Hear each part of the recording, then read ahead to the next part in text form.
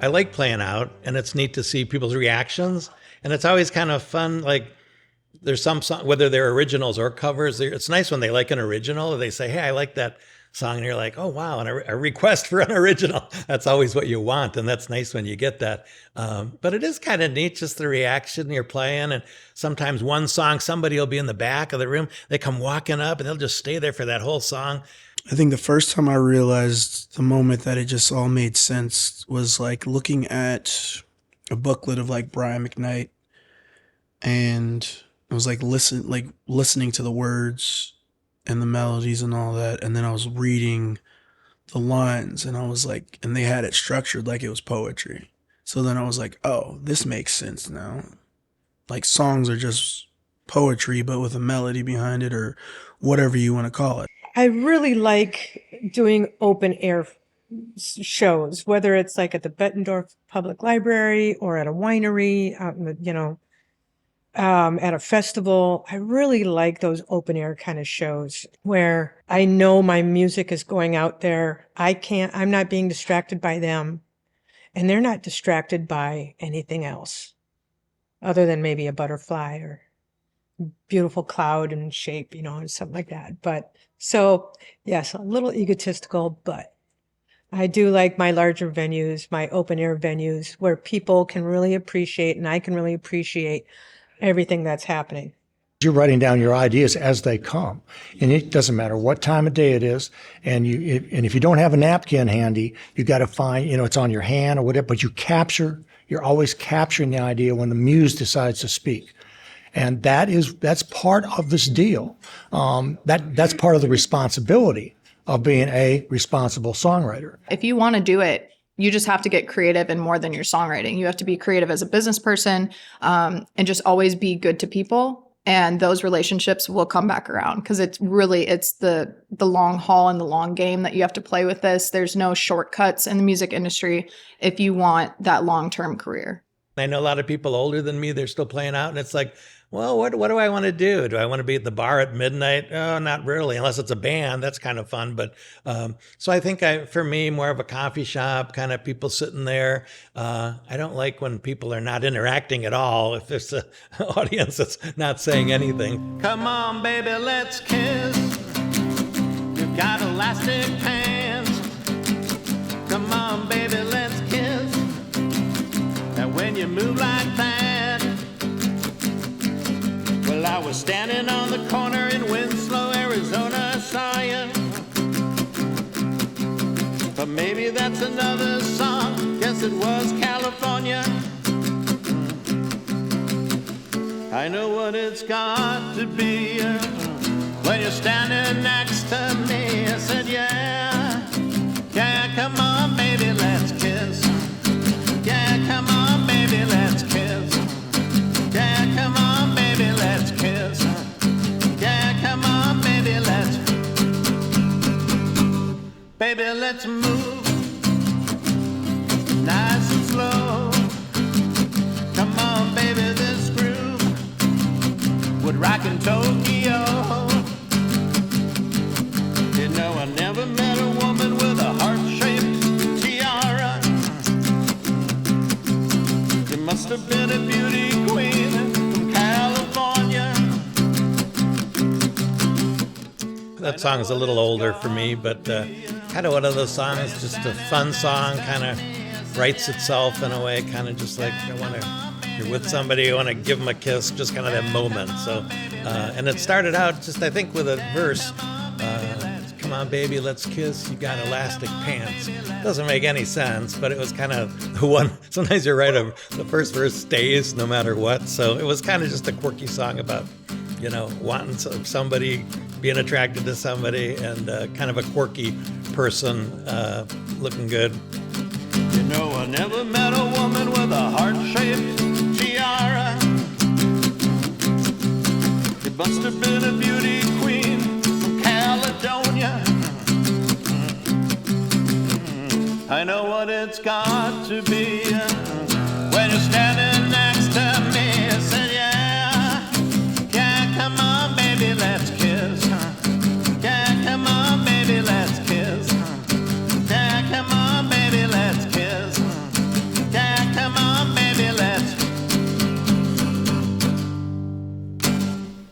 I guess me being me, like I've always been more of an emotional person.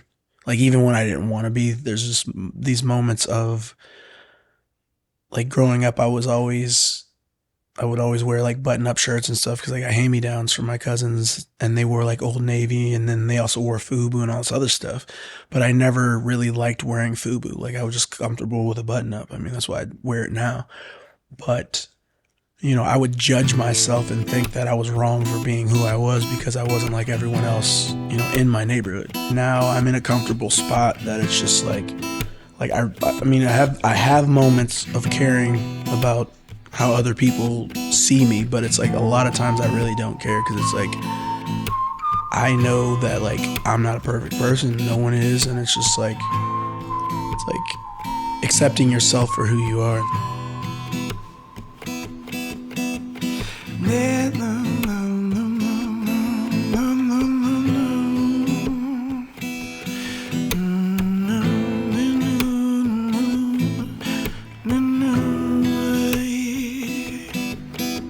My money low, not much in my pocket. If there ever is one, buy me no rocket ship to show off some people. See, I ain't hating, I'm just saying that I've been so broke so long that I'm incapable of changing who I am now. But money comes and money goes, spend it on the daily. Working for the fire just to live life basic. Hoping things change so I can stop hating my job. I get up, I go to work. I get up, I'm an early bird. I get up, I join the rest of the first shift that's trying to make a living, but don't feel like I'm living. Plus it's hot up in this kitchen. Wish every day would be more like Christmas. No need for gifts, my money low, not much in my pocket. If there ever is one, buy me no rocket ship to show how some people. See, I ain't hating, I'm just saying that I've been so broke so long that I'm incapable of changing who I am now. But money comes and money goes, it's been on the daily. I don't know. It just seemed like one of those songs when I heard it that I was like, oh, this is like a working song. Because I mean, most of my background has been kitchen jobs and like food and beverage industry. So it's kind of like I've always wanted to do music, as an artist and just full time, and felt like I was wasting a lot of time in kitchens and a lot of other jobs that I'm like, this isn't my thing forever, like this is my. I'm getting through life, and this is one of those things to get me to that next part in my experiences and stuff.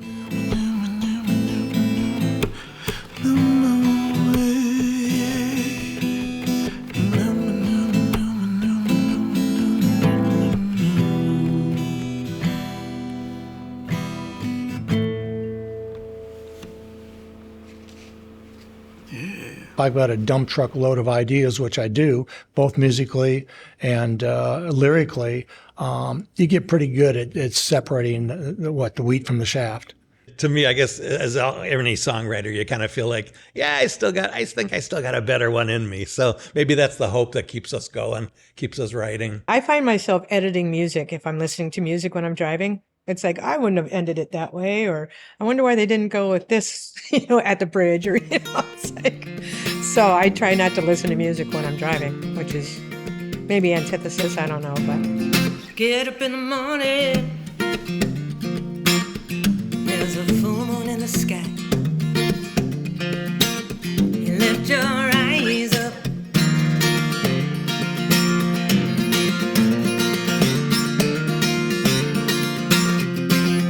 wake into the dawning. When first you realize you gave your heart up,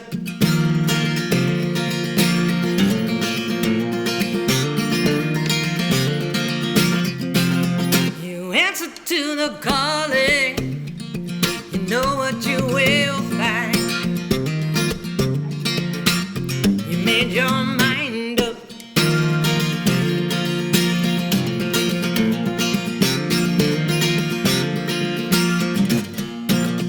And it comes and it flows down the wall until it comes to the fall. At the start of it all, feels like the end. Welcome, friend.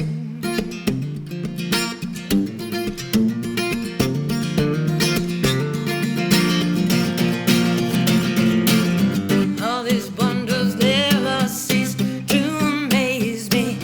How in the middle of all this craziness, I hear our voices crying, somebody save me. Look around and there's no one else, no one but me. When I first wrote that song, it was, it started off as a very folky ballad kind of, you get up in the morning, there's a full moon in the sky, you lift your eyes up, you know, it was very airy and ethereal. And then I had a band in the late 90s, early 2000s. I had this band, and we were very like world beat. I had a guy playing Irish whistle and mandolin and boron, and I had a fretless bass player, and he also played keyboards. And I had a drummer who's one of the first drummers on the hand kit. You know, he had a couple of congas, he had a snare that he hit with his hand, a cymbal that, and so it was, we were very rhythmic, kind of world beat kind of sound. And so when that band broke up and I'm out doing my own thing again, and I'm trying to play all these things that I had played before the band, after the band, and I realized I couldn't do it that way anymore. That band had kind of brought out some different kind of ideas and qualities and ways of thinking about my music. So instead of this airy, ethereal, all these pretty little angelic notes, all of a sudden I'm like, and the song kind of had more of a drive to it. And I don't think it took away from the idea of the song, which is always be looking up, always be looking ahead. Don't let things get you down. Step into the water. I think I used to be more like that. I'd have a pad and paper by the nightstand. If I woke up, I thought of something and I write it down. Sometimes it's good, sometimes it's not. But I think the older I get, I'm like, well, if it's any good, I'll remember it. As I'm getting, going about the process of it all, it's just like accepting the fact that this might have been what I was like born to actually do. Like, it's kind of weird because it's like life can take all these other turns and everything, and it's just like, it just feels right. And like performing live is like, it's heavenly for me, to be real with you. Music was always there, came natural. Didn't have to work as hard at that. And then as soon as the lyric got better, at least commensurate with my music, then I started to look more at the melody. So that's like a third component. So there's the music, there's the rhythm on the guitar, the keyboard. There's the lyric that goes with it. There's the prosody. And then there's, then how do you shape that melody? And all those things make a song memorable, and sticks in the brain and becomes earworm and all that kind of thing. And, although if you try and do that all the time, then it becomes kind of trite sounding. So it becomes, the trick is, again, part of the challenge, part of the mystery is to make the song and the end product sound like you're just falling off a log. My first girlfriend was sweet. My second girlfriend was swell.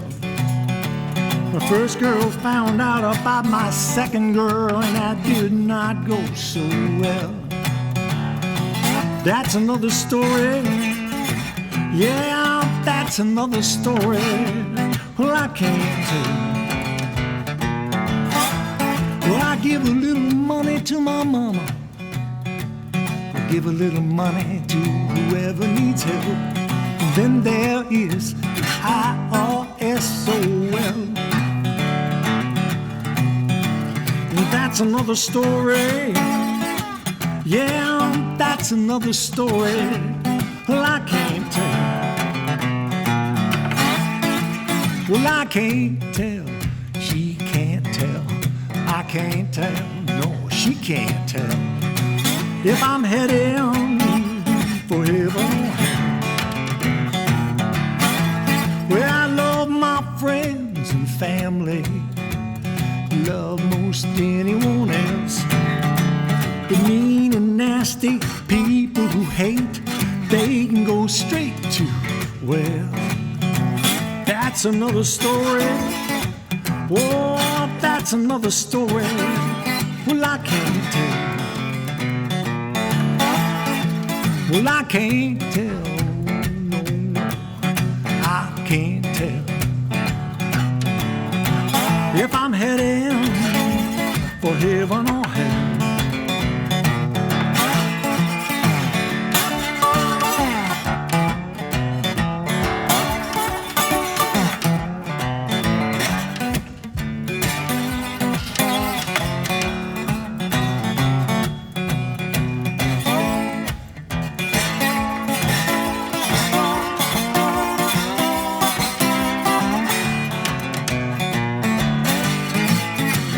Contemplated and I ruminated. I know I've led a life that won't sit well. I've talked to the devil and now talked to Jesus. They both left me talking to myself. Oh, so now I can't tell. I can't tell if I'm heading for heaven or hell. So whichever place I end up, you won't know, because that'll be one more thing I won't be able to discuss. It'll be another story. Yeah, another story. I can't. Yeah, no, that I can't tell.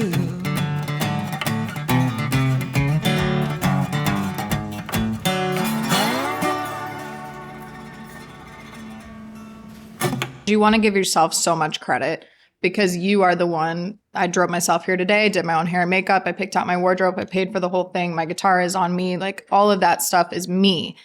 But at the same point, none of this is possible without other people. And so surrounding yourself with good people and knowing that you can't do it all on your own, and knowing when to delegate, when to outsource, when to bring people in to help you, but in a way that's going to get you to the next level. That's another business and science in and of itself. And that's something that I've really had to learn in the last 15 years of, you're not a one-woman show. Even when you're playing on stage by yourself, it wasn't just you that got you here. So being able to give credit where it's due, but also being able to give yourself that credit as well. We stopped in at 9:45 for the infamous Just One. And by the looks of it, half the town had been there since lunch. Two sober blondes walk into a bar. You'd think one of us would have saw it coming.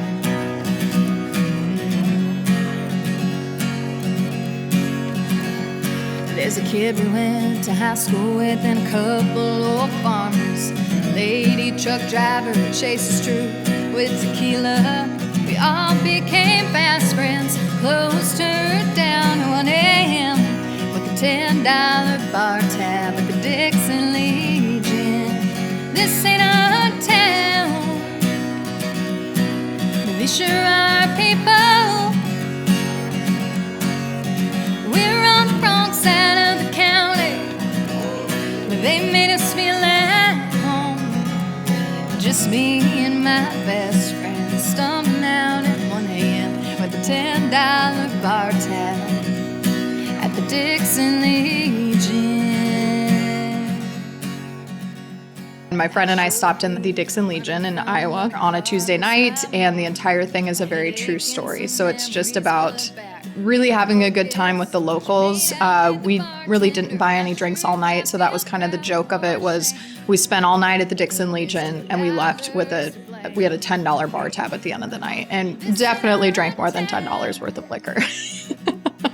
We sure are people. We're on the wrong side of the county, but they made us feel at home. Just me and my best friend stumbling out at 1 a.m. with a $10 bar tab at the Dixon Legion. We may never go back again, keep our reputations. I guess they don't see too many of our kind on a Tuesday night.